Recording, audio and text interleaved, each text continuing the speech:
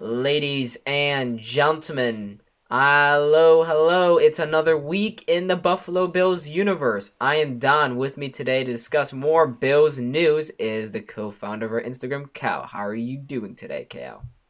I'm doing phenomenal. I'm excited for the game this weekend. We got big Bills news coming up. I'm very excited. Yes, I am too. We have some big news. You probably just saw in the little headline down there that there is a new hiring. Someone is departing the Bills organization, but we will get to that in a second. Firstly, I want to talk about this Bills-Chiefs matchup very briefly. It is happening this Sunday night at 6:30 on CBS. And boy, oh boy, many people are hyping this up to be the Super Bowl. And really, for the Bills season up to this point, it is. It is the Bills Super Bowl. How do you feel about this game? I think the winner of this wins the Super Bowl, to be quite honest. I'm not scared of anyone else in the playoffs right now besides the Chiefs. The Chiefs, let's just admit it, they're a great team. Patrick Mahomes, Tyreek Hill, Travis Kelce, they got almost everything and a phenomenal head coach. So, that's the scariest team left in the playoffs. Sucks we got to play them right now, but if we can beat them, the road to the Super Bowl looks a lot easier. So Yeah, absolutely. And, you know, people are looking back at the Week 5 match between the Bills and the Chiefs, but these two teams are completely different, and I would say both are much more well-rounded teams since that Week 5 showdown. And this game, much like the Bills-Ravens game last year, I don't know where I'm going to go with this. And I can really see both teams putting up a great showing. And there is a growing consensus certainly seen on Twitter that it feels like this game isn't going to hit the hype that it's getting, and it's going to be more like someone's going to pull away with a lead late in the game, make it a two-score game possibly. yeah, I see a lot of people hyping this up to be like 55-55, like huge score game. But I can see this going the complete opposite way too. This could be a defensive shootout. And I know, the Chiefs defense isn't great, but it's gotten better over the season. And we know the Bills defense is first in almost every category. What if both teams, don't live up to the hype at all? What if we end up having a 28-21 game? What if this game could be a lot closer and lower scoring than everyone's saying? And as a Bills fan, I don't really know what to think about that. Of course, I want to score the most points. We want to run the score up. But at the same time, I think the Bills are better at winning, low-scoring games if you look at, like, their defensive standings. With that being said, the Bills during one-scoring games have not won No. almost any of them. Have they won a game where it's been a one-scoring game this season? They have not. They have fallen to the Steelers, Titans, Jaguars, Patriots. I know I'm forgetting a couple more. Oh, I Yeah. can't remember. But Which doesn't make any sense regarding their defense being so dominant and their offense supposedly being one of the best in the league as well. So if you're losing these one-score games, we've seen the Bills, when they win, they win. You know. So it's interesting to think about, but I think the Bills, they got to score a lot of points this game to win the game because the Chiefs' offense is phenomenal. they have absolutely been phenomenal, and you can't really deny it at this point. The Chiefs, people are saying that Mahomes he's very sloppy. He's not as crisp as he used to be. That is certainly not true. And even when the Chiefs haven't been at their best, they've been finding ways to win with guys like Jerick McKinnon. Where has this guy come from? He's able to catch passes. He runs the ball very efficiently. That's a name that I have circled many, many times for this weekend's game because I feel like he could be a big turning point in this game. Just a throw out wide, 10 yards, first down, keep the chains moving. The same with Byron Pringle. He's been phenomenal for the Chiefs. And Yeah. yeah, the Chiefs have been finding ways to win from all of their guys right now. Yeah, it reminds me of almost, not exactly, but when Tom Brady was the QB of the New England Patriots, he could get any old random Joe on his team and make them look phenomenal. And that's what Mahomes is doing with these guys. No discredit to, Byron Pringle or any of those guys. They're still very talented. But again, you put them on another team with a worse QB, they're most likely not, succeeding at the same rates they are in Kansas City. And I think a lot of that's got to go to coaching too. We've mentioned that Kansas City has phenomenal coaching. So it's a tough team to beat, and you almost have to rely on your offense to beat them, because I don't care if you got the best defense like we do or the worst defense like we saw the Steelers secondary last week against them. They're going to eat you up. So. Yeah, and just a reminder, the Chiefs started the game out very, very slowly, and the Bills started their game very hot. So the Chiefs better make sure they don't fall into a big hole or like they did against the Steelers, because while the Steelers may not be good enough to put the Chiefs into a significant hole, the Bills certainly can do that. And now the Bills, I know we've been talking a lot about the Chiefs, but the Bills have been doing a lot of things right here in the playoffs. But I have a growing feeling that people are getting a little too carried away with that wild card win. Yeah, let's calm down a little bit here. The O-line has been playing phenomenal lately. Our run game has drastically improved. Our defense looks phenomenal. Allen, putting a few good games together. Minus that Falcons game that was kind of brutal. Mm-hmm. But we look at that, and all of a sudden you see the fan base saying, "Oh, this team's for sure going to the Super Bowl." You see some national media, all on us now. Just a few weeks ago they were like, "Oh, we're not going anywhere." I think as a fan base, we have to calm down a little bit. We have to realize this team has been a roller coaster all year, and right now we're at the top. Mm-hmm. So we don't know. Are we going to keep going up, or do we fall on our face this week? This team has not showed consistency this year yet, and I think we're still awaiting a win here. If we win this game against the Chiefs, I think you could, for certain, call this team a good team, a great team for that matter, and you could solidify the defense as being first in the league and solidify Josh Allen as a top 3 QB in the league. Absolutely, I have nothing to disagree with there. And while this game is happening, there has been other news surrounding the Bills that has, to a certain degree, overshadowed this matchup, certainly within the last day or two. And that is with the New York Giants poaching one of the Bills' top guys. They have hired Schoen as their new general manager.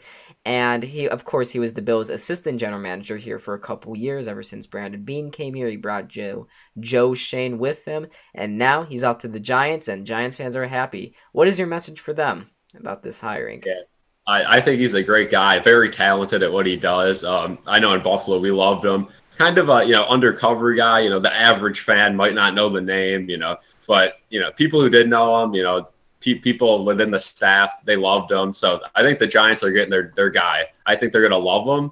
And I think the Giants, may be in for a little more Buffalo personnel when Shane decides as head coach. But another rumor that has circulated is Shane is really looking into Brian Flores to take that head coaching position. So that's interesting.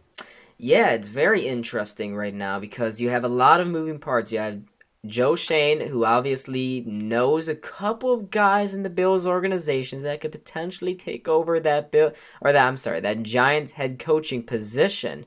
And you just mentioned one of the prominent rumors right now regarding Brian Flores. I think Brian Flores got I don't know what the Dolphins were thinking. He would be a great hire for that Giants program, and while they did try to go with another Belichickian disciplinarian and Joe Judge, I just think that Brian Flores, he worked with house money with the Miami Dolphins. He had a bad QB.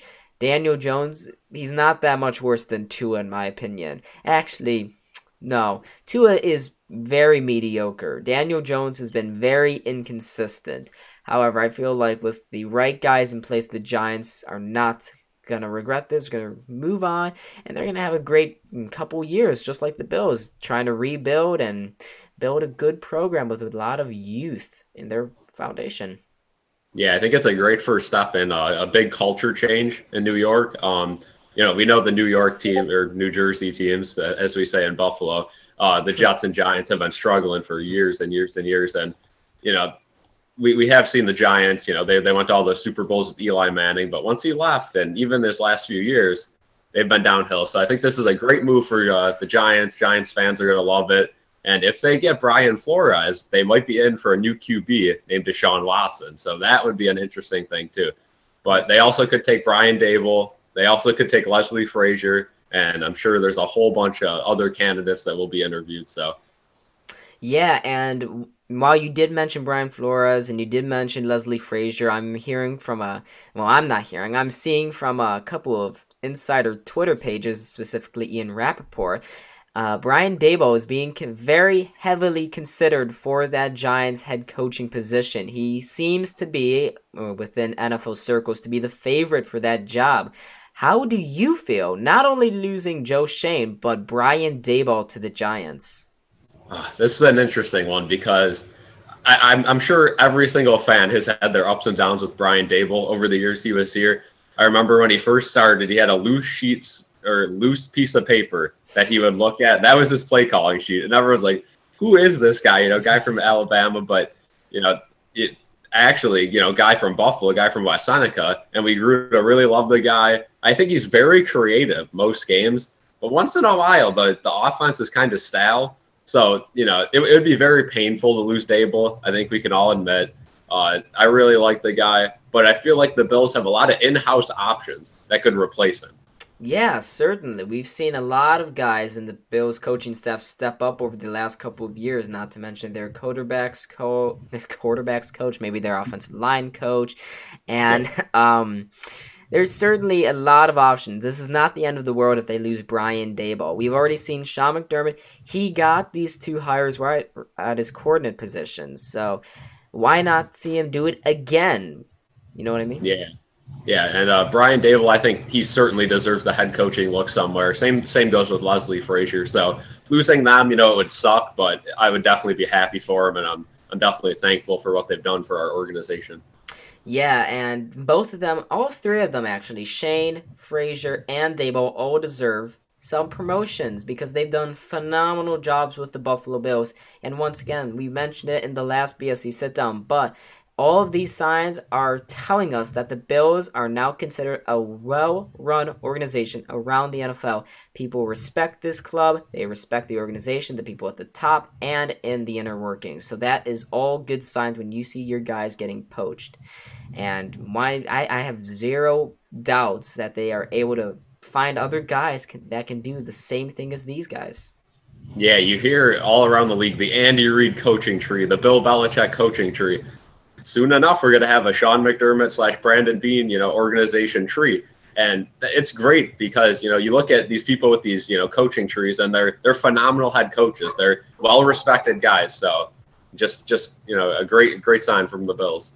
Yeah, and many times Buffalo Bills fans have been seeing links to these kind of guys, these potential coordinators, these up and rising coaches. We've always been on the receiving end. Now we're getting to see the other end where we don't want to lose these guys. We kind of feel a little, I wouldn't say jealous, but just uneasy about the prospect of losing great coaches. But now we're experiencing the other end of the pendulum. This is very good for the Bills. This means that they're good. And I honestly did not imagine this sort of stuff happening 5 years ago. Yeah, definitely not. Through the drought, it was just miserable. It seemed like we went from head coach to head coach, similar to the Sabres. It was just the Buffalo way. Bring new guys in, throw them out. But I think we finally found, we found our QB. We found our head coach, found our GM. And now, now we're building up people. We got, QB coaches, O-line coaches, everyone getting looks from other places. Yeah, and it's been a total renaissance for this Bills franchise. But anyways, that is it for our BSC sit-down today. Thank you guys so much for watching. Make sure to hit that like button, subscribe, follow the Instagram, join the Discord. Both of those links are in the description below. Thank you guys so much for watching. I was Don. This was Kale. And see y'all in the next video. Peace.